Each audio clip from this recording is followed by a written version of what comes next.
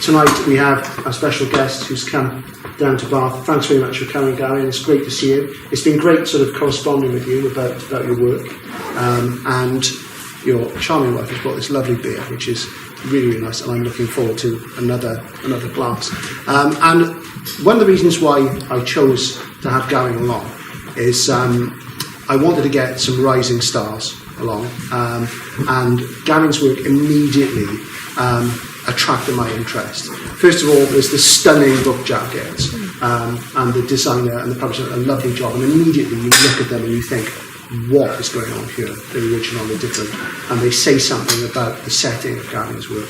And they've actually been really popular as well. We've had people come in and they've bought the books purely because they're so beautiful, which is always gratifying, because that makes it a nice, easy sell. But at the same time, for us, it's great because there's something of real substance inside. I'm going to ask Gavin to take the floor and tell us about his background and his work, and he's going to do some readings for us. Yeah. And Gavin, I'm going to hand things over to you. Ladies and gentlemen, Gavin Chape. Thank you very much. Well, it's great to see so many people, and I'm grateful for the opportunity. I'm going to sort of start in the middle and then flesh it out from there. When I came to writing the second novel, the age in which we're living in, you obviously start writing quite a long time before you eventually get the book in your hand. So it was 2 years ago, before Trump, before Brexit, before any of that was even on the horizon. And we were starting to see a lot of instability, and where we seem to be is that we are at war for control of our founding mythology, of who we are, of the stories that we tell ourselves that reinforce our sense of who we are, of where we're from, of us, of them. And within that mythology, it can lead us to great compassion or to commit terrible acts of harm.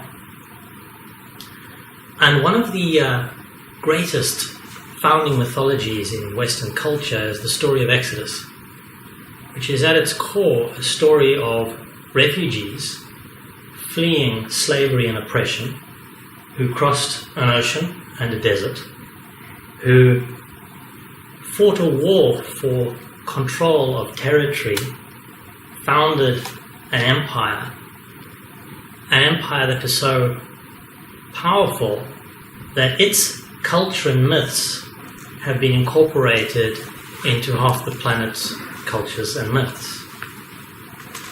And we are living through as profound a period of time where our stories about ourselves are contradicting our sense of ourselves, of our nations, of defined borders, and our personal identity. And I ask myself,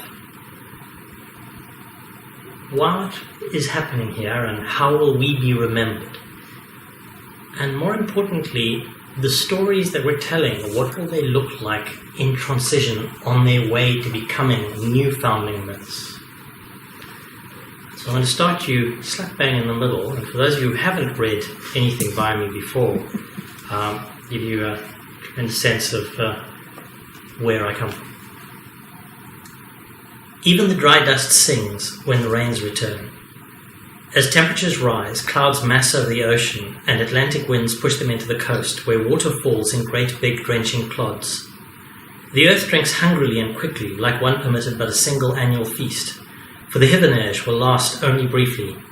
Sloughs and marigot's fill, rivers rise, and water stampedes for the shore.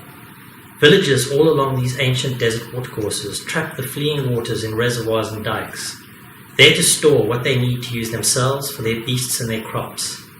Lac de Guise, upon which much of northern Senegal depends, fills, and for a time the conflict between the sugar plantations, subsistence farmers, nomadic herders, and cities subsides. For water is scarce, the dry is long, and all struggle under the burning heat. With the rains, migratory birds come sweeping in along the coast, great clouds of pelicans and flamingos, gargany, shoveler, and ruff. Many have crossed the deserts of the Mediterranean and the Sahara. They settle in the Juge wetland, where they may rest, some to stay, some to travel again further south.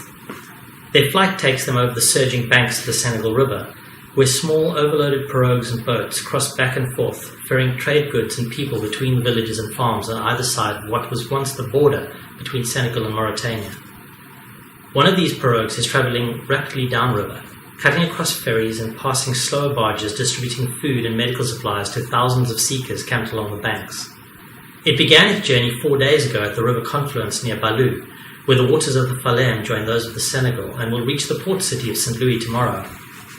Shakisa, leaning out from the bow, looks up to watch the scudding flocks overhead, exhilarated as the wind clutches at her hair and warm rain pools in the folds of her poncho.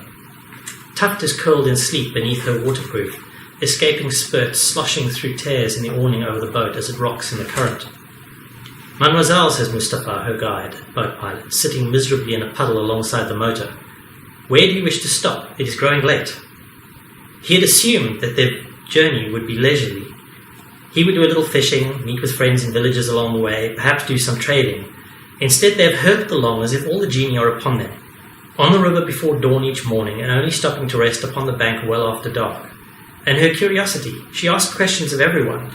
How long have they lived here? What do they farm? How much do they produce? If they are seekers, she asks even more questions. Where have they come from? What was their journey like? Where will they go next? Their family said there's a big seeker gathering at Bakau. I think we can get there in 2 hours, she says, without looking back, grinning as she senses him shaking his head and crouching further in his sodden jalaba. Flecks of grey and gold dapple the river, its forested flanks growing darker as the sun sets. Through the trees and over the water comes the sound of drumming and singing, and as they round a bend, they near a seeker camp sprawled along the shore. Mustafa drifts into the beach, nudging their craft between two other boats. He eases himself upright, drops over the side into knee-deep water, drags a muddy rope up onto the bank and anchors it to the shore. Mademoiselle, he says, returning to the boat where Shakisa is collecting her backpack and preparing to carry Tuft. Same time tomorrow? Asked with a hint of despair that we're far too early. Yes, same time, hopping off the bow into the water. She deposits Tuft onto the relatively dry sand above the beach and heads towards the loudest of the competing groups of singers. Tuft stretches and yawns, glares at the boat and follows. This camp is a strange hybrid of transience and permanence. Sandy paths are wide and hardened by countless passing feet. Tents abut thick-walled clay houses and improvised rooms of corrugated iron and plastic sheeting. Goats and children run and play in the narrow alleyways between the houses. An open muddy square tucked in amongst the houses and alive with the hoots and calls of young men and women playing football is surrounded by food stalls. She queues at a tiny restaurant, squeezing in beneath their plastic awning to avoid the worst of the rain, and takes a seat on the bench before the cooks. The man and woman running the stand are soaked in sweat, spices, and cooking oil. Shakisa receives no more than a querying glance, and she simply gestures that she will have whatever is available. Fish or goat? Asked even as a bowl piled high with broken rice is set before her. Fish, she answers, and for the cat, nodding to where Tuft has set her paws on the bench. A dollop of fish is added to her rice, and another bowl of the same plonked alongside it. Dinner is filling, if not tasty, and she soon makes way for the next person waiting patiently behind her for a space.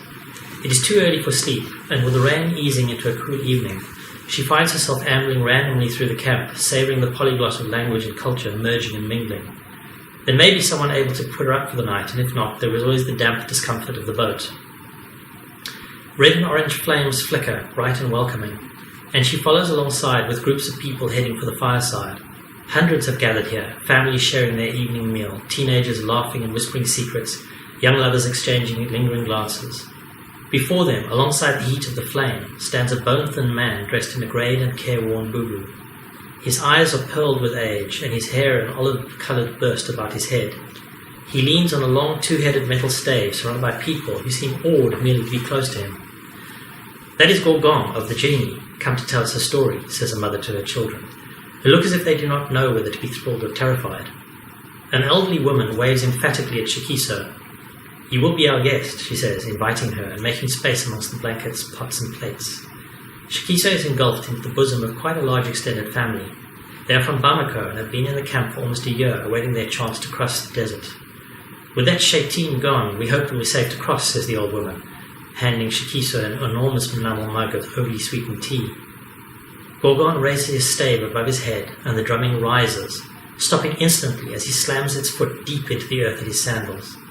Shakiso feels as if the ground trembles, and for a moment he stares directly at her, knowing her, recognition in his nod and smile. She blinks, and his eyes are flickering flame as he takes up a handful of dust, makes a fist of it, and casts it into fire, even as he begins to speak. Now here I'm going to pause briefly, because a lot of my work consists of digressions, where I wander off and tell a different story for a while. And I'm going to do that now. So I know that one of the things that people note about my work is its semi-non-linearity.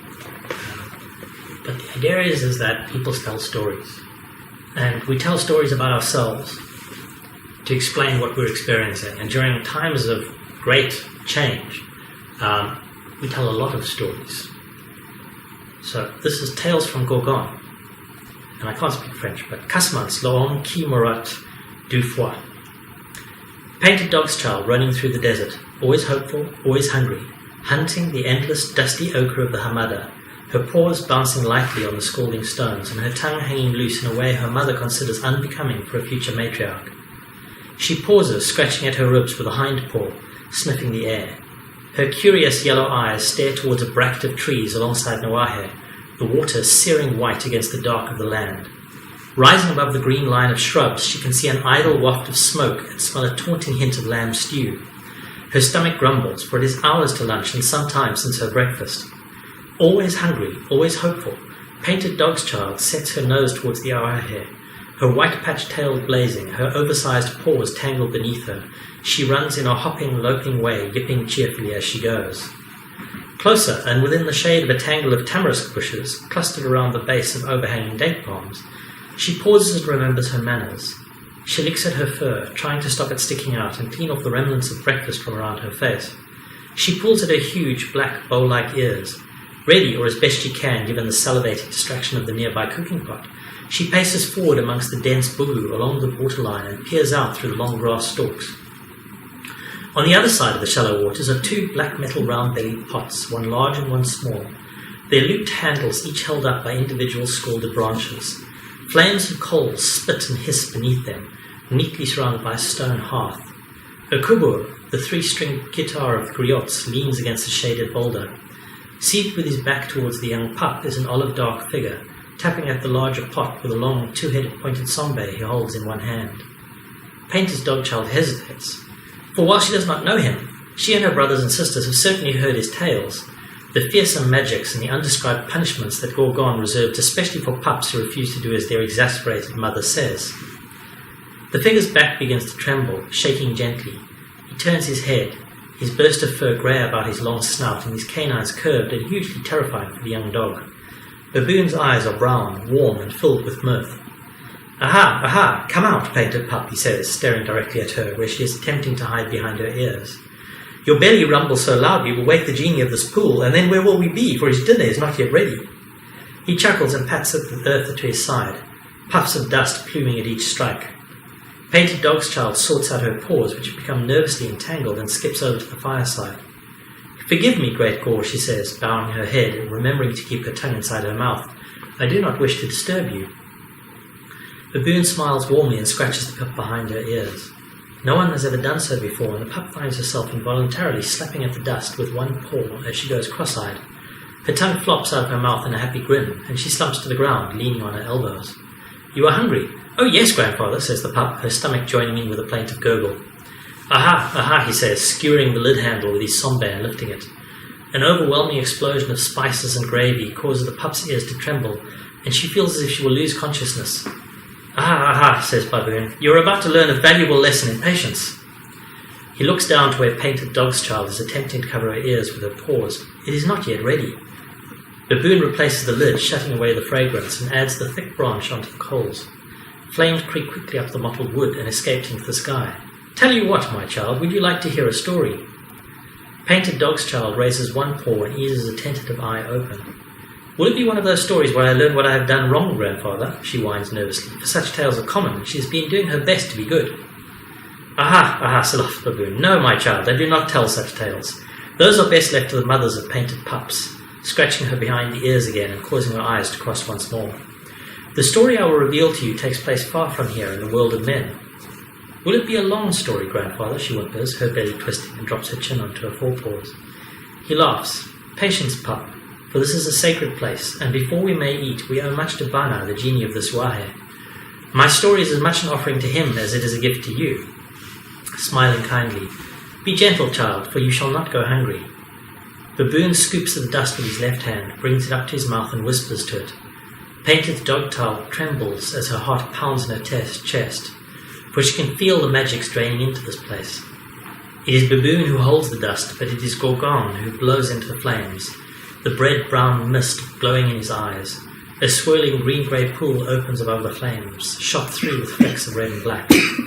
Gorgon motions at the portal, pulling it wider until it fills the space before them. He whispers again, and the pool clears. They are looking into a dark place, claustrophobic and filled with rubble. They hear frightened breathing and the rattle of a chest battling to clear. Movement, an afraid, brown-skinned figure squeezes his way between shattered concrete beams. A dusty point of light glows on the grimy and bloodied face of a small boy. He is thirsty and hungry, although both sensations have long since faded into a dazed and bewildered exhaustion.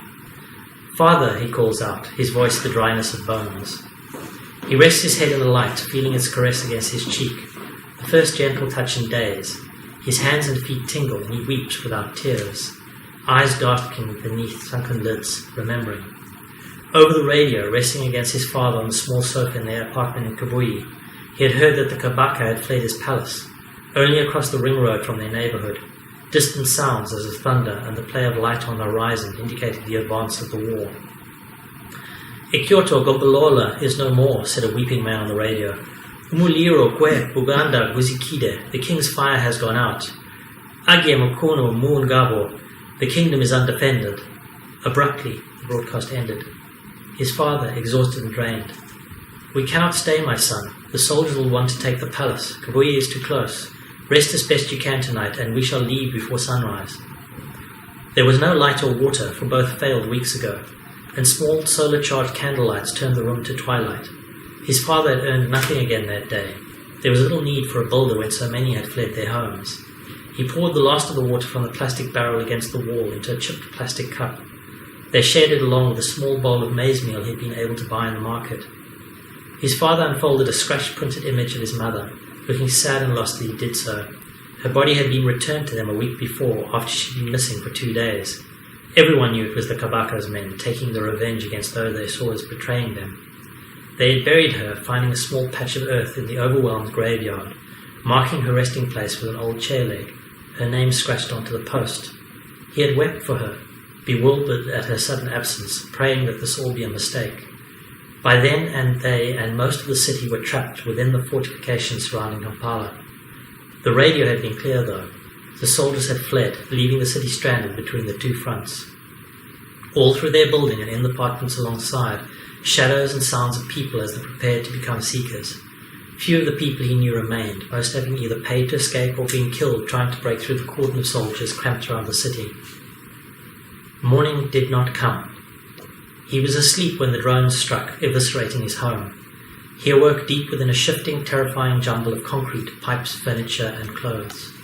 Crawling from beneath the sofa in the dwindling candlelight, he discovered Mrs. Kiwuwa, the old lady who lived on the ground floor and always gave him sweets as a reward for going to school.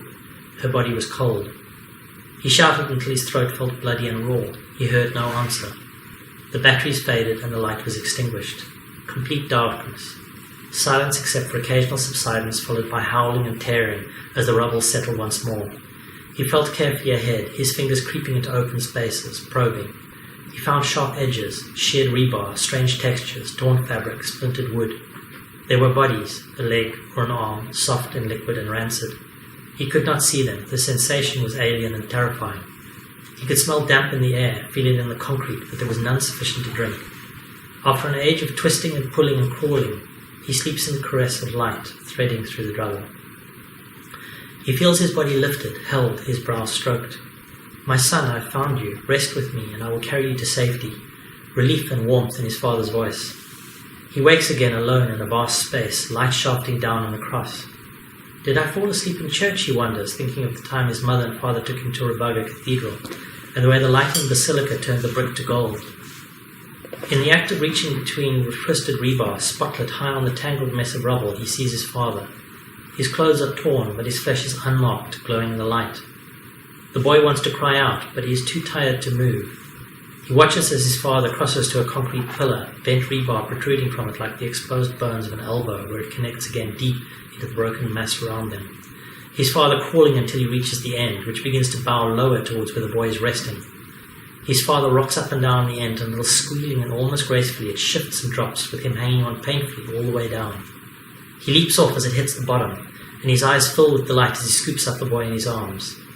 The boy can feel the warmth and softness of his father's skin, the steady rhythm of his heartbeat. "My father, I thought you were gone," he says softly. "I have been searching for you for 2 days," weeps his father. "Rest with me, and I will carry you to safety." Holding the boy carefully against him, he walks slowly up the ramp he worked so hard to build and pulls himself and the boy through the opening at the top. They are near the surface now, and the way is easier to see. His father can see the sky and hear voices calling out, seeking survivors. He shouts, his voice joyful, and is answered. Hands lift away the covering debris, revealing him and the boy lying asleep in his arms. "You are reborn from the earth, child," raising him from the clawing rubble. A friendly face, unfamiliar accented Swahili. "What is your name, my son?" "Isaiah," losing consciousness once more, but not before calling out, "Father." A crackle of fire and orange flames flickering against the trees on a hill outside the city. Joshua returns from collecting firewood, quietly piling branches, trying not to wake any of the sleeping figures clustered by its warmth.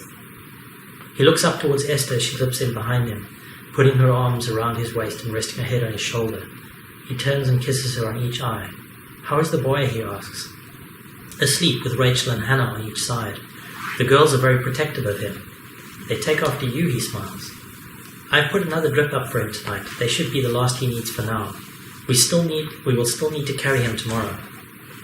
Even as the city was pulverized, seekers arrived from the south and Red Cross carrier craft flew over from the west. The red and white drones have become as much a symbol of the conflict as have the explosions and destruction. Each drone drops a package of food or medicine. Their supplies are small, but each party of seekers has sufficient to address basic emergencies. Esther was a nurse at the mining site in Copacabana where they used to live, and now she cares for their small band. "How many are with us?" she asks, nodding at those sprawled under the trees and around the fire. "Perhaps 50 more have joined us since we left Kampala. There are maybe 300 of us." "Too many or too few?" she asks. "Too many to travel quickly, or too few to be safe from attack?" "We will be moving more slowly," he says, "but we should still be well." It may not have been the red and white drone's intention, but the seekers are following their homeward path. Somewhere there is a safe place where these vehicles are based, and that is the direction in which they will go. Their group arrived soon after dawn at the outskirts of Kampala. Joshua's strategy was that they follow a few days behind in the wake of bombing runs. That way they knew where the various warring factions were likely to be and were able to track the Red Cross drones, which are also following the battlefront. They had travelled around Lake Victoria from Tanzania, hundreds of thousands of people escaping the collapse, keeping close to water. From Kampala they would head west to Lake Albert and into the jungles of the Congo. There were millions of seekers scattered through the area. At night you could see their cooking fires all across the horizon. Close to dusk, with the waters of the bay turning grey and gold behind them, they had heard a man cry out, "We are here. Please help us." "I heard him. You heard him. I do not understand," says Joshua. The boy Isaiah was gathered into the body of a man, arms wrapped protectively about him. At first Joshua had thought them both dead. The man appeared to have succumbed almost instantly to his wounds, his neck broken, his chest collapsed, the boy so small and sunken. Then the boy coughed and they delivered him from the earth. He was long since past, perhaps when the building first fell, and yet he spoke. Esther leads Joshua to a blanket between the girls. The boy is breathing easily, sheltered between them. She sits, pulling Joshua down to her, holding him close and speaking quietly. "Do you know the story of Casamance, the twice-dead man?" He shakes his head. She looks into his eyes, loving him, holding him. "There was a story my grandmother told me about a man called Casamance. There was a flood which swept through his village. Many died, leaving the survivors without shelter, stranded on an island far from the reach of help. Many were certain they had seen him drown, trapped beneath a falling tree. Yet here he was alive, his flesh warm and unmarked. His children played with him. His wife knew him, and unfailingly caught fish for the survivors and kept them safe. It was many days before rescue came, and on that day they found Casamance trapped amongst wood and waste. His body was bloated as if he had been long dead in the waters. My grandmother told me that some people who die are sent back by the genie to serve a duty, or to protect those they love until they are safe. They know not that they are already dead. They have no memory of dying. They are alive and well, but once their responsibility is served, they will die, though no new injury befalls them. They are like Casamance, twice dead. Joshua breathes out in a long sigh. That is a terrible thing for the living to bear, knowing that one so loved is already with their ancestors. Esther's eyes glow in the firelight. Perhaps, she says, but there is also the gratitude of having time beyond death to share in love and warmth. Do you think the boy knew before? Esther nods. Yes, I think so. He is still confused, but I believe he is grateful for knowing how much his father cared. Joshua sighs again. It is well. I am glad for him. I am grateful for the twice-dead man. I am Gandalion, says a small boy, roaring and raising his hands as if paws. We will be the hunters, shouts a little girl. Who will play lion child, asks another. In delight, they snatch up Tuft and carry her to where they are acting out the story they have just heard, returning to their favourite moments of heroism. As they run and tumble, Tuft adding to the chasing mayhem. Shakiso smiles in wonder at how children seem only ever to hear the parts of stories that reflect their own naivete and enthusiasm for life. For Gorgon's tale is steeped in sadness. Gandalion is killed by hunters, leaving his family defenceless, and they are soon slaughtered. His only son survives by hiding in a cave where he is buried alive in a rockfall. Gunda is returned to life by a merciful genie so he may rescue his cub, and the two endure much hardship as they travel through a conflict-ridden plain. Each morning they awake to birds bringing them food. Each day they travel towards where birds have come from. Gunda takes leave of his child on the edge of foreign pride lands as the genie reclaims his second life, leaving the cub to join a new family. Shakiso turns to the old woman, holding her mug as tea, as if drawing warmth there. The woman's eyes bear the faraway gaze of one who has experienced more pain than any person should ever endure. In their reflection, Shakiso sees fragments of a different story, of a man and his son, of war and destruction, of a child born from rubble cradled in the arms of his dead father. What, she asks, bewildered? The truth in the old woman's eyes stills the question she would ask before she can speak. She looks to see whether the storyteller, the Gorgon, may have answers, but he has disappeared. Did I hear a different story, she wonders and shivers. In time, says the old woman, noticing her struggle. When you are ready, my child. And she will say no more, leaving Shakiso watching as the children play.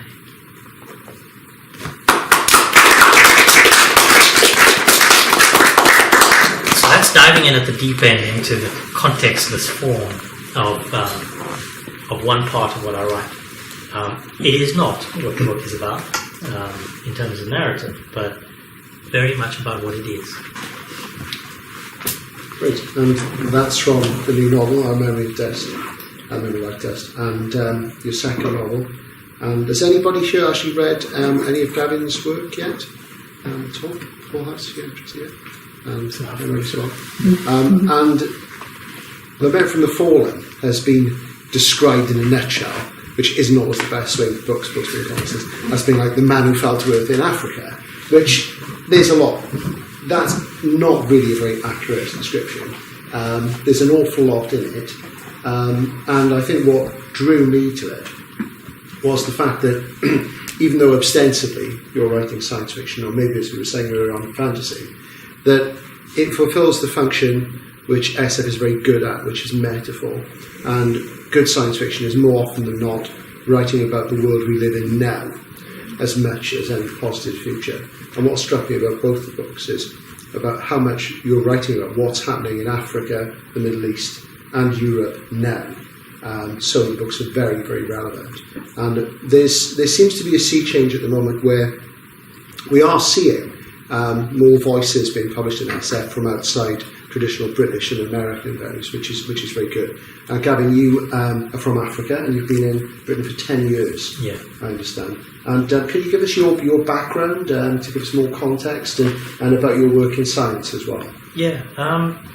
So my upbringing, my own foundational myth is, for a lot of Europeans of my age, it might have been the fall of the Berlin Wall. For me, it was the end of apartheid. And when I was finishing school, Nelson Mandela was coming out of prison. And when I was in university, it was the first election and that transition period. And over that period and up until around about 10 years ago, I worked in the townships as a student volunteer with a student-run charity, and then after that running my own charitable organisation that did development. And one of the things I was very conscious of with the first novel, when I came to write it, was sure, The Man Who Fell to Earth, but very much not white man in Africa. I mean, you can't watch a movie or read a book about white man in Africa. Constant Gardener being one that comes to mind, where it's not white man's burden or white man's saviour, and everybody else is just yes boy. The idea is, having travelled extensively in Africa, is people are just living their own lives. You're of no consequence, really. You're there, and they're happy to see you, but you're not there to save them, and it never occurs to anybody that you are there to save them, and they'd be quite repelled by the idea as to why you'd even be thinking that. I wrote an essay years ago called "Hi, we're the Martians. We're just arriving. We're here to help." I think we'd be somewhat offended. And I spent a good 15 years of my life travelling an hour backwards and forwards from the centre of Cape Town with all its glass and steel buildings that doesn't look very different from Europe, into the informal settlements. And then a lot of that informed what I was writing, because it's a realised African city in Nigeria, filled with real Nigerians who have their own agenda and their own lives, and this outsider comes in and disrupts that agenda. And he's an inconvenience, but he's also their guest. And so that was sort of, based on some of my lived experience of working, of running backwards and forwards, of doing things to try and bring about economic development. My background is scientific, microbiology and biochemistry, and then electrical engineering. And these days I work mostly in data science, which is using data to do economic and social development. So that's mostly on that sort of background. To pick up on a science fiction fantasy question, I think for me the line is in conservation of energy. Is that if at any point you're achieving more than you put in, then it's fantasy. If you push something here and you get a massive explosion there without any extra effort, then that's fantasy. And I would classify myself as exclusively science fiction. But people tell fantastic stories because we try and reduce the infinite to something that we can explain. And people living through big events reduce them to stories that they can tell children and tell each other. And so you get that mix of fantasy. But the fantasy is not present. The books themselves must obey conservation of energy. Whatever happens has to be feasible. It has to be realistic. My bad guys are not morons. They're evil, they're unable to understand reality. But they're not complete morons. They do scare the hell out of me. So, to sort of jump on some of the immediate things that come up in the books, I mean, the writing is very poetic and very gritty, and there's a lot of great vocabulary in there. But as I say, what really drew me in to the stories was the fact that you are talking about the future, which is the day after tomorrow. In the new book, The Jihadis of the Invisibility Cloaks, the idea of a steel wall across the Mediterranean. And I remember that just gets set, I think, 50 years from now, when it could really be the day after tomorrow.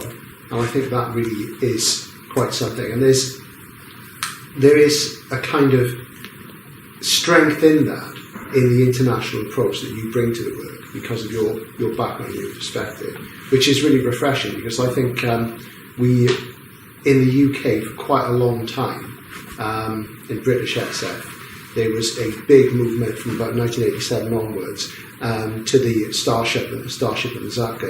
And I'm well known for being somebody who looks down quite a lot on space opera, and I do like the odd thing. I mean, Andrew Bannister, who's a great writer. But I think your work's very refreshing in that, you are looking at near future things. And we're looking at parts of the world that we hear about a lot in the news all the time. And yet, very often in SF, we don't tackle them. Yeah. And there's the danger of being provincial in a huge universe. And I think that's what's great about your work. You don't allow us to be provincial. It's saying we need to look at this. And a book that immediately came to mind when I started looking at work was Christopher Priest's Food for a Darkening Island, which came out in 1971, which is about something that's happening now: refugees coming across from Africa and coming to Europe. And Europe asking itself some tough questions, both morally and practically, about what it's going to do. And your books, are addressing those things. But they also have these wonderful, fantastic elements, which, as you say, obey your rules. Like in the first book, the space prison, the sudden appearance of this man. And really, in a way, what you're writing is probably more relevant than somebody writing a mainstream novel about Africa now, because you're using the power of metaphor. Yeah. And was it just your background as a science fiction reader that meant that when you were writing these stories, you felt you had to express them in an SF way? I think the thing about science fiction is you're usually posing yourself a Gedanke experiment, some sort of thought experiment. Is what happens if? And I mean, I love science fiction, but a lot of science fiction is dystopias. And dystopias in many ways are a cop-out. It's really easy to break something. And I'm really frustrated with modern contemporary superhero movies where they're permanently blowing up American cities. And it's really easy to blow up a city. But quite frankly, guys, let's talk about it. That's genocide that's happening right there, It's got a nice profound ending and everybody's happy, but, 100,000 people probably died. And the reality is we're actually living through an era where there's a lot of, destruction and despair. And the question I posed myself is, well, what's next? I mean, it's easy to write to give way to despair. But if we want to talk about how we get from here to something positive, how do we do that? And that's science fiction then becomes the medium that you have to then use, because it becomes the only way you can then ask that question and answer it. Which a lot of early science fiction was mostly around those sorts of thoughts experiments. Yes, yeah. What happens if we do? And sometimes they lead you to terrible places, and sometimes they lead you to ideal places. And then the second question was, I have had the good fortune to work in a large number of African countries, and I've travelled extensively there. And I was at the Book of Mormon, which I didn't know anything about a few weeks ago. And I sat there, and as they arrive in Africa, I've never been so appalled by anything in my entire life. I was absolutely horrified. And it was like a stereotype of a stereotype of a stereotype of Africa, where everything is just broken and everybody's raping their dogs and cats and everything is just terrible. And it's done for laughs, but there's no redemption and there's no arc, and nobody seemed to find it in the least bit strange that this is Africa. And you start to think, well, maybe this is what people think. This is how people perceive Africa to be, not this incredible, complex, incredibly diverse place. I mean, it's a bit like saying Europe and thinking that everyone in Europe must be exactly the same. And they're all like, I don't know, the worst sort of hybrid idea of a German tourist in lederhosen and wearing a busby and carrying a baguette and a French loaf, and that is your idea of European. It's some sort of weird, bizarre hybrid, and it's not Africa at all. And one tremendous relief that didn't lead me astray was when I was coming to write the first book. I didn't have a lot of spare cash, and a project took me to Nigeria for 2 months, and I had the opportunity to then actually walk around, and I did a road trip at the end of the project, and I went through that part of Nigeria where the book is set, and I went to Calabar, and I spent a few days, with a taxi driver who didn't. My usual experience in Africa doing research for my novels is I grab somebody and I say, right, show me around. I want to see the following sorts of places because I have an idea of where I want to set the book. And then just take me randomly to anywhere interesting that you take friends who are visiting. And you get this bewildered sort of, I have no idea, you're the weirdest person. I can take you to this. This is where we take tourists. I don't want to see that. And, you know, for me, of course, the entry point to these things is the food, the music, the language, the what people are wearing, the expression, the adaptation of technology. Those are my way in. Yes. And to bring that in so that what you're experiencing is my love affair with Africa. And that it's not one place, that it's this incredible diversity. Yeah. It's funny because, you know, you're very much a hopeful writer. You want to express in the books some dreadful things happen, but you are about hope. You are, in that sense, a utopia writer. And I just wanted to Emma sitting there at the back, and I wanted to bring Emma in if I could to you just for a moment, because I've just read Planetfall, and Emma's second book in that series, After Atlas, is you're both doing very clever things. You're writing things which aren't quite series yet; they appear to be like series. And I mean, your two books are about hope as well. So far, I mean, there's the hope that leads people to colonise another world in Planetfall, and then there's the story of the people who stay behind in After Atlas. And you know, can I sort of get both of you in here and say, how important is it when we have this massive background of dystopian writing in science fiction, which, you know, we love because it's often great and dramatic and says great things. But how important is it to, at this stage, where the world is now and where science fiction is now, to be hopeful and to project images of hope? I mean, one of the things I read recently was about contemporary science fiction was that we don't have that sort of sense of the excitement of the future that science fiction from the last century did. You know, where's our Star Trek? Where's our Star Trek? Where's our modern version of that? I mean, even something like now I've just forgotten the name of it. The series, the Netflix series set on the edge of our universe. The Expanse. Yeah. I mean, it's very reductive. I mean, there's only 3 actual societies. How do you get to a point where there's only 3 societies? You know, planet Earth is just the UN. How's that going? The UK can't even agree on what it is as one little place, and somehow or other we're suddenly all the UN. Well, the world is messy and complex, isn't it? And so it's like, well, Star Trek, you know, was this idea of a messy, complex universe, but full of wonder. And every episode was about exploring a different thing and a different way of living. We don't really have that. I think a lot of science... we grew up. Because, I mean, Star Trek Next Gen, I was obsessed with as a teenager. And I actually think that a lot of my moral compass was informed by Star Trek Next Gen, probably more than my own school.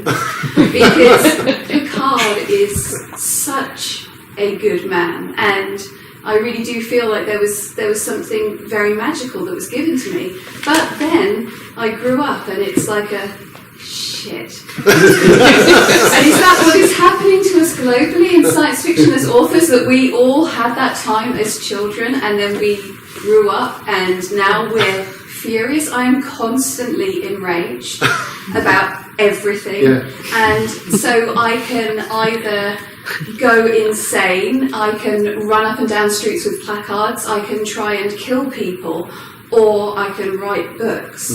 And I wonder if there is something like that is happening with us, maybe. I don't know. It can be. I mean, I suppose my sense of identity was informed a lot by where I was working as a 19-year-old.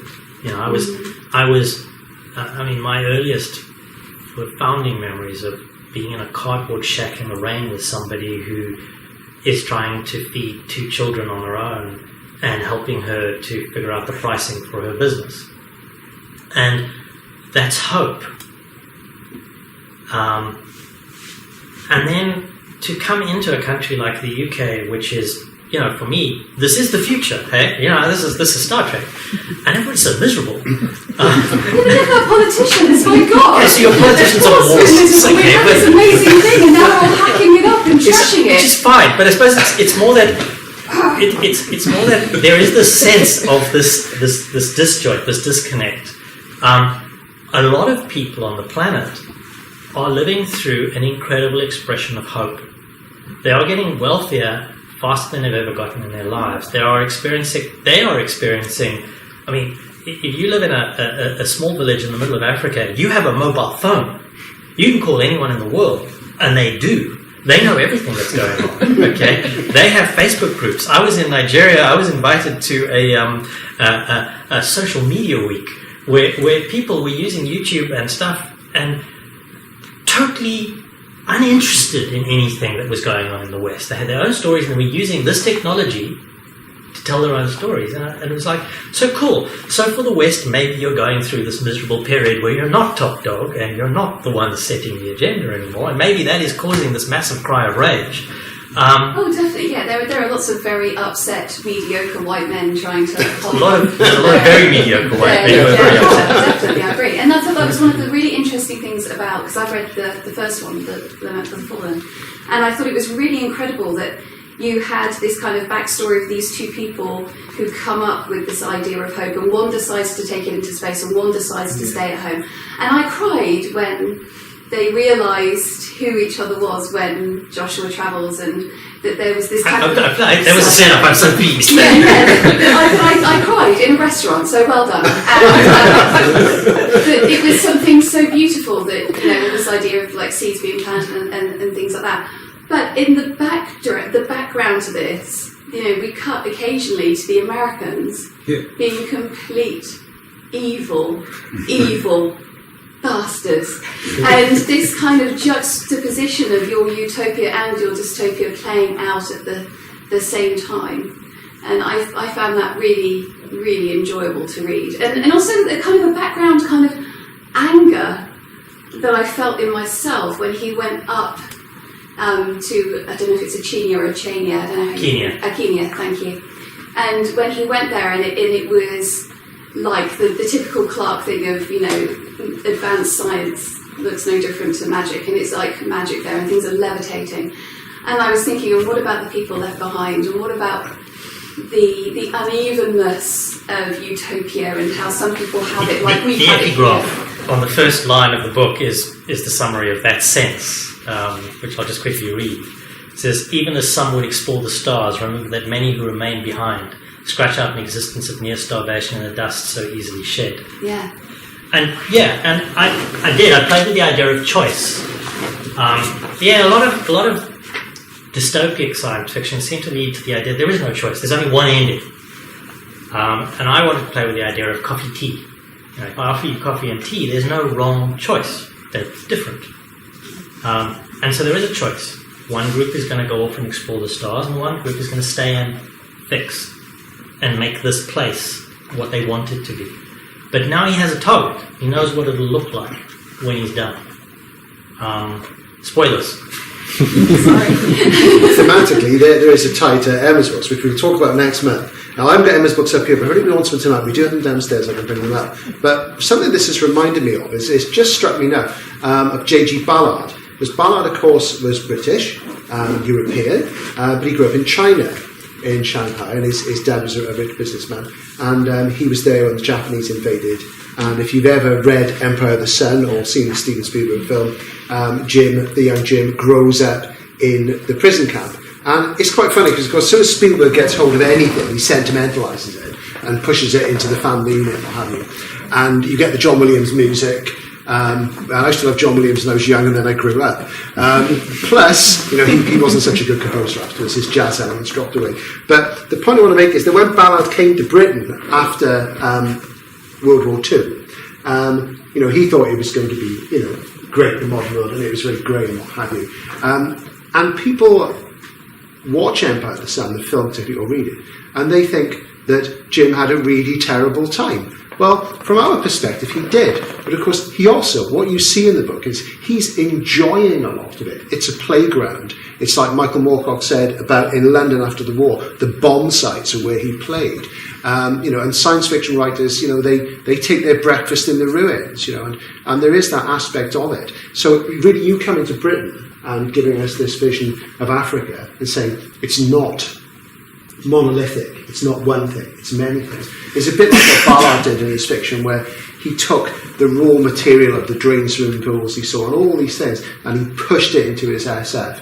And when Empire came out, a good 20 years after he started writing professionally, you read it and you thought, oh, hang on a minute, this is where all that stuff comes from, in the Drowned World and all the short stories, Terminal Beach, all these things.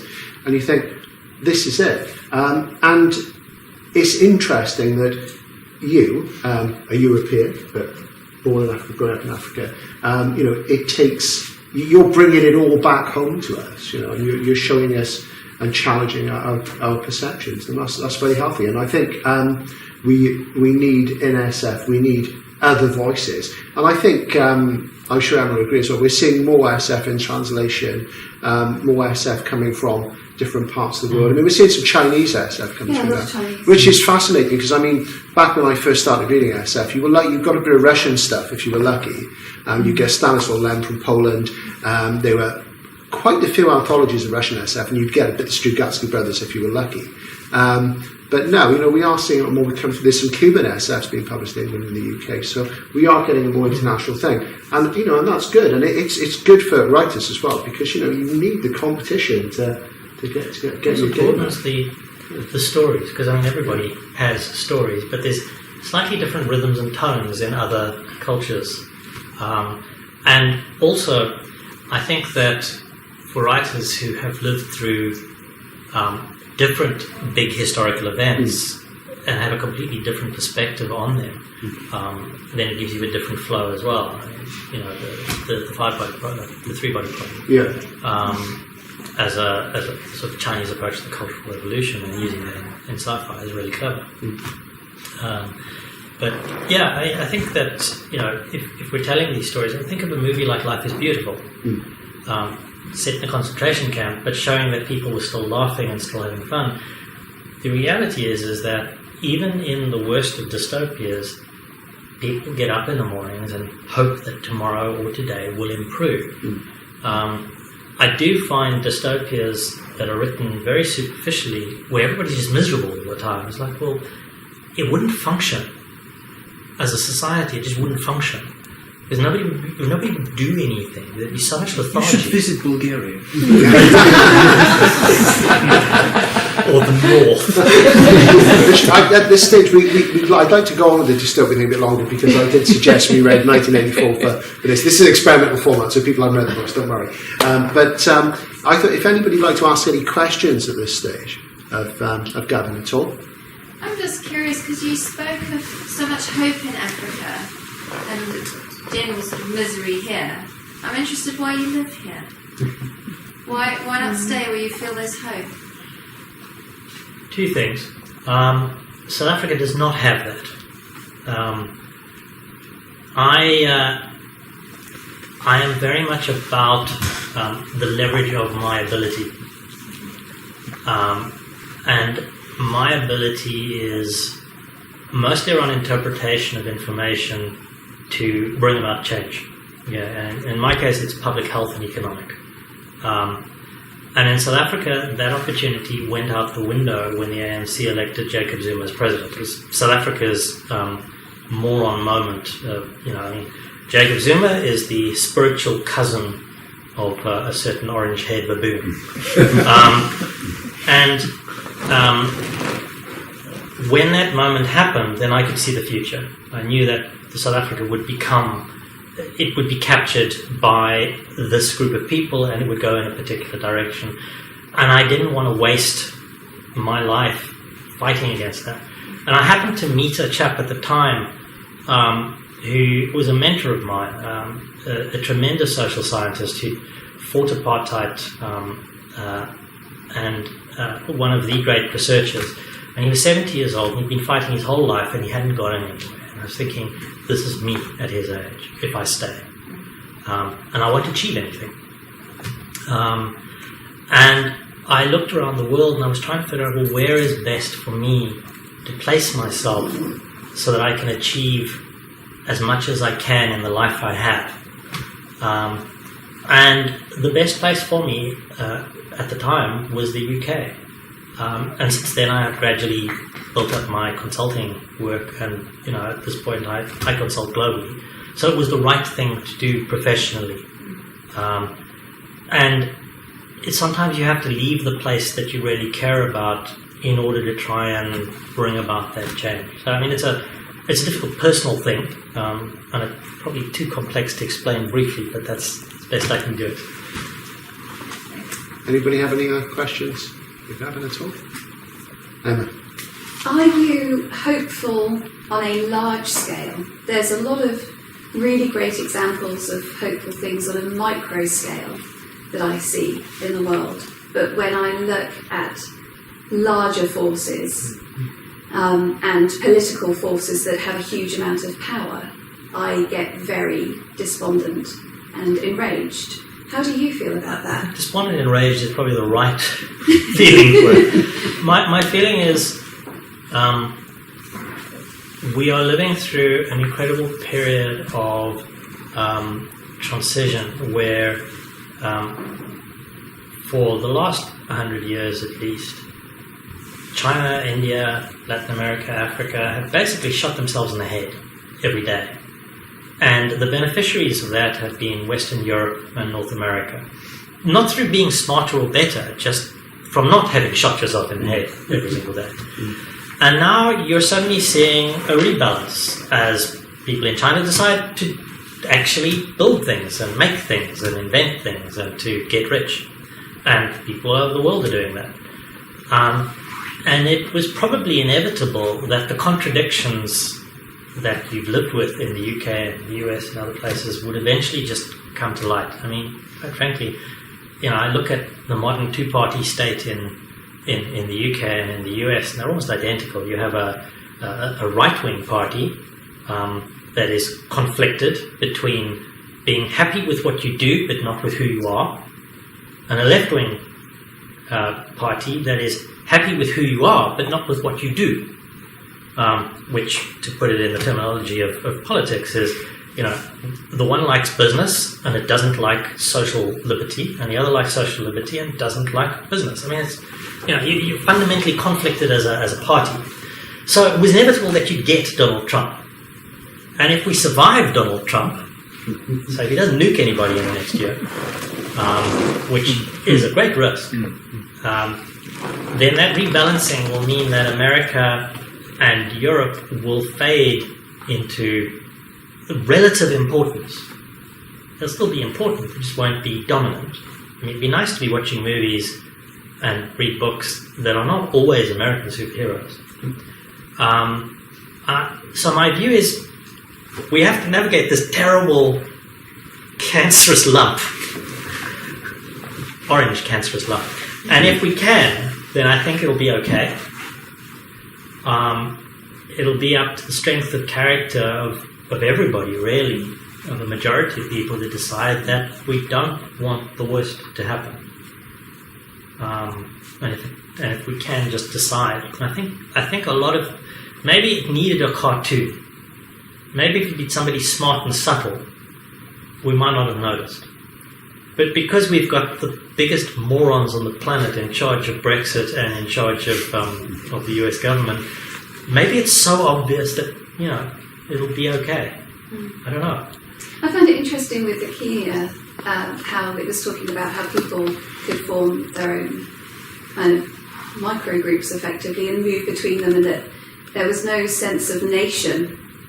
Do you think that our sense of nation is something that hobbles us in the real world? I wondered how much of your own feelings were coming through in that portrayal of... I think our sense of nation does hobble us because people have, very mobile identities. You're a major sci-fi fan, you're a major, beer fan, and maybe these two groups don't always see each other eye to eye, and you move between them. And your politics also shift. Some days you're really, really behind certain ideas of one person, but on another day you disagree with them fundamentally. And yet you don't have that ability with politics or with nation. But you do have that online. I mean, if you think about the way you form friendships and nations online, it's really, really fluid. And so we're trapped in this kind of sense of, well, it's really easy to do this online and it's really difficult to do this physically. So, what happens if there weren't borders at all? What would happen? It wouldn't happen that everybody's just magically going to suddenly turn up. A lot of people really like where they live. Not because it's wealthy or because it's, well structured or even the government's good, but because this is home. A lot of people do have a very strong attachment to ground. And I think, though, that if you could have that attachment to ground, but not have that then politics imposed on you, it would probably make things easier. I think this. Sorry, Julian. I just want while things are in my head. What I find fascinating about this is that we've mentioned Star Trek Next Gen earlier, and you, of course, anybody who loves SF or has written it or been involved with it for a long time gets very frustrated. If you took a sample of all people out there in Bath tonight who thought science fiction is escapism, they'd be really shocked by a lot of this because it's so serious. But it is serious stuff, and I think as science fiction writers and readers, sometimes we are angry, and it's a great way of exploring that anger and trying to find change. Because I think the one word that sums up SF for me is the word change. It's about change. It's the change that we perceive that might happen, that has happened, is happening, and it's a great way of looking at change and making us question what we can do that's positive, or what we can rail against. And there's a huge history of SF coming out of political ideas, and I think you could almost write a history of science fiction coming out of politics, he said, thinking about a book over his head. And we talked, I said the format of these things is experimental. So did anybody actually read the book club books I sent at all? I didn't have time to refresh 1984, but I've read it a few times. Good. And did anybody else read Earth Abides on 1984? Yeah, good. Yeah, and I wanted to talk about 1984, and I want to bring Gavin. And Cattle or Leave It is one of my favourite books. So. Yeah. And I think that the thing that fascinates me about 1984 is in my job as bookseller and as a huge SF fan and a fan of good writing per se, is that I'm always telling customers that they say, well, what's good, and you reckon, you say, what do you like? And you recommend things. And sometimes you think, I do wish they'd read a good SF novel. And so I don't like science fiction. And I always say the same thing. Have you read 1984? And they just say, yes. Have you read Brave New World? Yes. Have you read Fahrenheit 451? Yes. Have you read The Handmaid's Tale? And you get this huge list. And they're nearly all dystopian novels, of course. And one reason why I said maybe we'd talk about 1984 was the fact that people forget how SF it is. And people say, it's not very SF. It is. It's one of those funny things. And I read it every year, and I must have read it 25, 30 times. And it's interesting, as you were saying earlier on, a society like that wouldn't function. Could people really cope? Would it just fall apart? Would it ever even come to exist in the first place? And that's a key question. And it shows, Orwell, being a science fiction fan himself, he wrote an essay about Wells and the impact of Wells on his reading as a child, and the obvious impact of Wells on his writing, which is there in a book called Coming Out for Air as well, which is like a precursor to 1984. And you look at 1984 today, and it's a novel set after a limited nuclear war. It says that in a text.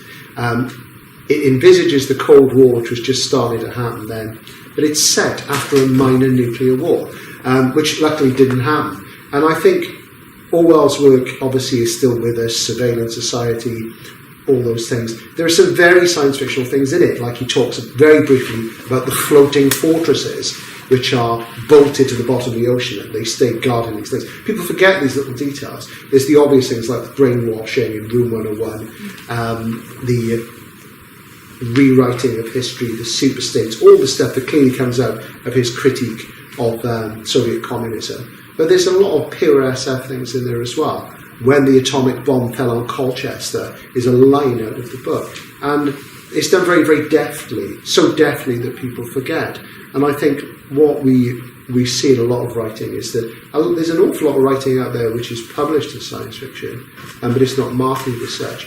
And this is interesting because it leads into your work. But picking up on the negativity, because I mean, he was clever enough to realise that a purely negative society wouldn't survive. Because I mean, if you think about it, it's very hinted at, very subtly, the proletariat. Yes. Because the people you're experiencing in the book are actually the elite. Yes. They're a thin veneer on the top. Yeah. The proletariat are controlled through pictures and movies and manufactured stories and trivialities, and they're invisible really. But those are the people that kind of allow the society to survive. It's the elite that have to be controlled in the way that and in that case, North Korea comes to mind. It's funny as well. One thing in Orwell that strikes me is that, as you say, it's the elite. We're talking about the people called the outer party, and you get glimpses of the inner party of the bride. But they are 15% of the population of Oceania, is what it says in the book. And of course, they're all bureaucrats. They're all doing pointless things. They're rewriting history. They're burning files. They're rewriting things. And I think a lot of us in different jobs we've had have found ourselves doing these things, and we're thinking, why are we doing these things? Purely to support. Bureaucracy is a self-perpetuating evil, isn't it? And that's that thing. So when you're thinking, I'm doing this because if we didn't do this, somebody wouldn't have a job to make us do this, and so on. So it's very subtle as well. So dystopia can be a very melodramatic thing, a very subtle thing as well. But it's happening in the real world now. Absolutely. In Trump's administration, they've had people dumping climate data from government systems and other aspects in the justice system having huge amounts purged. When the administration changed, having scientists backing up files because they knew that politicians were going to order that data be destroyed. And that is... I cannot believe I'm sitting here saying that this is happening now. Yeah, absolutely. And there was so much in 1984 that, we're all saying this is happening now. And I think it's interesting what you say about the proletariat. I feel like a member of the proletariat at the moment. I'll watch Netflix. I will have my 15 minutes of rage where I will shout and scream in the kitchen and be furious about everything. But can I do a goddamn thing about it? Well... no, I don't feel I can at the moment. Politically, I feel disempowered. It's approachable. I mean, I'm part of the community of people that is doing stuff around this. My community is open data, freedom of information. Those are my sort of peers in my profession. So one group of people were part of the American group that frantically backed up the data. I'm a volunteer with What Do They Know, doing freedom of information requests. We're challenging the government regularly to get information out. The fact is that to be an activist these days, to do something positive, has actually never been easier. You don't need to go and crawl through a minefield. You don't need to do what George Orwell did and go and join the Spanish Civil War, which is offered risk. Yeah. You can actually sit down at a computer and just download some online tools and start work. Can we have a conversation after this? so it's if we were hoping for, as you say, we've grown up and got angry. We were hoping for escapism. This is one of the great ironies of SF. People think, it's just escapism, but for me, it's about escaping into reality, not from reality. Hold your nose to it. Yeah, very, very much so. It will make you feel better. Paddy's really angry. Always. He has always been angry. I know. Julia's the anger. I want to. I would love to. I've tried things and it hasn't worked, so I would love to find something else that does. Yeah. Well, you can take it out in the writing. I'm doing that too. I'm sure you are. Julian, you wanted to say something else? I wanted to go back to the book, if it's all right. I haven't read it, but the mechanics of writing. Did you see the whole story beginning to end in your head? Did you write it on like a mood board or a map or something? No. Or did you just start and it ran away with itself? No. I cannot speak for other writers, and I know some writers have incredibly sophisticated methodology to storyboard their stories. I start with a general idea, usually a sense of something that is going to happen. And then I get, I don't know how to call it, almost freezes, a freeze of a thing, where, I mean, the first scene I saw in Our Memory Like Dust is the scene that happens at the end of the first part. For those, this is spoilers. So, and essentially the idea is that my hero, the classic stranger, is standing naked in the desert, surrounded by jihadis, all with their guns pointed at his head. And as he's doing that, thousands of people come over the hills of the dunes, and each of them is carrying a camera, and each of them films. And I just had that scene in my head. I was like, I need to put that in something.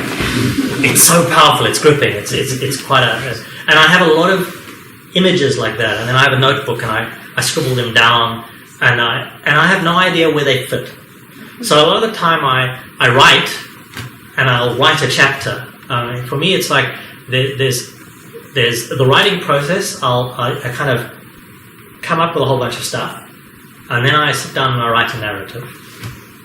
And then I figure out what the order is, because sometimes you discover that what you thought was at the end is actually at the beginning, and so they don't work quite this kind of. I don't feel like a mechanical writer that sits down and goes, "I will now," I have no idea.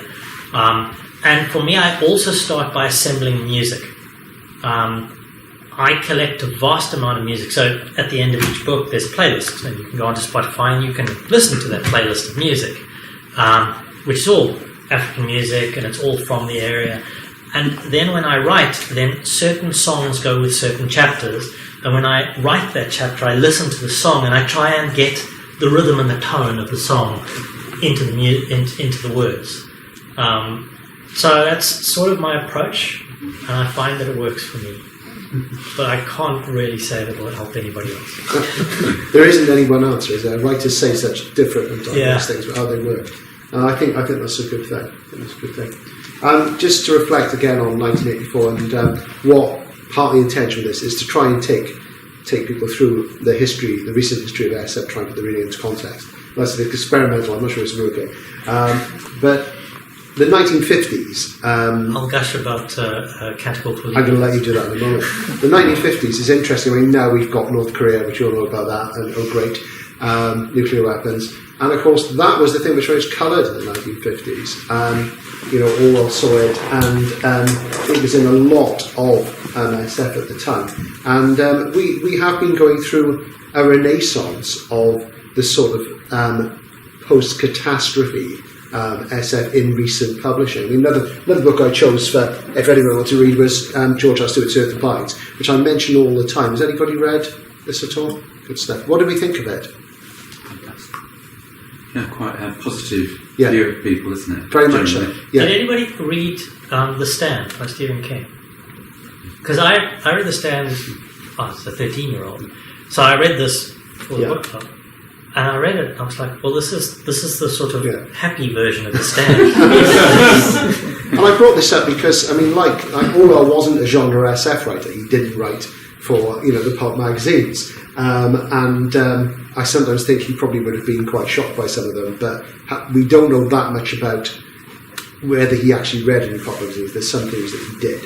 But Stewart was an agronomist, and this was the only SF novel he wrote, so he was an expert on agriculture, which isn't surprising when you read this. And I think I keep putting it in people's faces because of two recent bestsellers, which one book which I really, really enjoyed, which I thought was superb, which is The Road by Cormac McCarthy, which probably a lot of people have read, and I read that in one sitting. And sometimes I struggle with McCarthy. I think sometimes he overwrites dreadfully, other times he's too bald, but when he nails it, I think he's brilliant. But I did think of this, because I think the thing that's really touching about this, I may do a slight spoiler here, is this is fundamentally, beside the fact that it takes place after a plague that decimates most of the population, but in a nice way, in quite a nice John Wyndham way. It's a nice John Wyndham way. The world's much less cluttered down, but it's much more fun. Just typical science fiction. Oh, we hate everybody, we hate everything. But it's about a man's relationship with his son, and that's very much in The Road as well. So there was an incredibly harsh book. I've only read one harsher post-apocalyptic novel than that. It's not a novel, it's Harlan Ellison's A Boy and His Dog, which is a novella. But also there was a book called Station 11 by Emily St. John Mandel. Have you read that? That, again, is a post-plague thing. But it's also got a thing about words, because this, I'm not going to do a spoiler, but this book really is about words and the importance of the word and the written word. And it's very, very beautiful. So do read it one day, because it's a really, really marvellous book. And I'm predicting that in 10 years' time, somebody in the UK in the media will discover it and it'll become really famous. That's about to happen with Flowers for Algernon by Daniel Keyes, because it's been published with the cover of a mainstream novel. And that's going to break through. In America, obviously, every kid in school reads it. But do read this one day if you haven't, because it is really a beautiful novel, really, really great book. And it does fulfil that wonderful psychological thing, which John Wyndham was really good at, which was, let's decimate the world, but it's all going to be okay in time for tea. Again, that says a lot, I think, about... There's a brilliant story by a writer called Charles Platt. Charles Platt was one of the architects of English New Wave science fiction in the 1960s. I met him once, really great guy. And he wrote a story called The Disaster Story, and it's very short, and it's basically a set of 10 rules for how you write a disaster novel. and it's brilliant, because it's so cynical, but it also reveals why we love these things, because it says, I will survive, the world will be depopulated, but I will find a way. I will find a woman, she will be beautiful. And it goes through all the things which became cliches, in the works of people like John Wyndham and that. And of course, all these books are actually not that cosy after all. They've got social Darwinism and all sorts of things in them. But it's this great formula, and they're saying, off you go, Wyndham, off you go, Christopher. We'll do it the way Ballard does it. But it's actually great, because you're going, and it's just a wonderful thing, because we are excited by this idea of having to survive and a depopulated world, probably because it's so overpopulated, and that spreads into things like The Walking Dead, which all those zombie apocalypses and things, which don't have an idea in their heads. They all come from Richard Matheson. So we do like the idea of a world depopulated and decimated, but in a nice way. Which brings me to your favourite, Accountable for Leibowitz. You should also look up online how to write about Africa, and they did a beautiful YouTube video on it, which you should look up, which is every stereotype about, never forget to talk about the light in Africa. And of course, the very classic stereotypes. But Canticle Leibowitz was one of the earliest science fiction stories that I read, 11 or 12. Has anybody else here read Canticle Leibowitz? It's a book that's a lot less famous now than it should be. It's tremendous. For starters, I think it's one of those, if you read it, you'll recognise the influence on me in terms of different non-contiguous stories. There's 3 different stories. They happen at 3 completely different epochs after a nuclear holocaust has destroyed half the planet.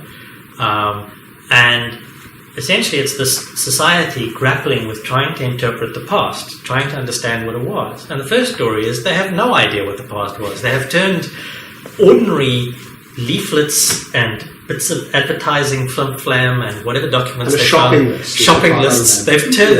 They're like medieval scribes. They're retranscribing it beautifully with gold leaf and with rare things, but they can't read it. They don't know what it is. So these monks, and they're doing this. There's the wonderful part where one of them is doing the illuminated manuscript version of a printed circuit as well, which is stuck in my head. I can see that moment. And they go through to this this library where they're attempting to put it back together again, and they think they're starting to understand. And it runs through 3 different eras as they recover this, and then destroy themselves all over again. But it's just. But there is hope. There is hope, because the library takes off as a space rocket. And in between, there's this weird dude called Leibowitz who just wanders around in each epoch. He's the wandering Jew, right? Yes. And the rest of it is vaguely Catholic. And it goes in and out of print. I mean, there was a time, when I bought my copy in the 80s, and it was published in Black Swan. It was published as a mainstream novel, a beautiful colour. But it goes in and out of print, and it probably, every Gollands really should sort themselves out and pick it up, but they've got some of this other work. Maybe get the Hugo Award or something like that. I honestly can't remember. He wrote some short stories which were incredibly well received and very highly rated. I think it might have, but it's round about 1960.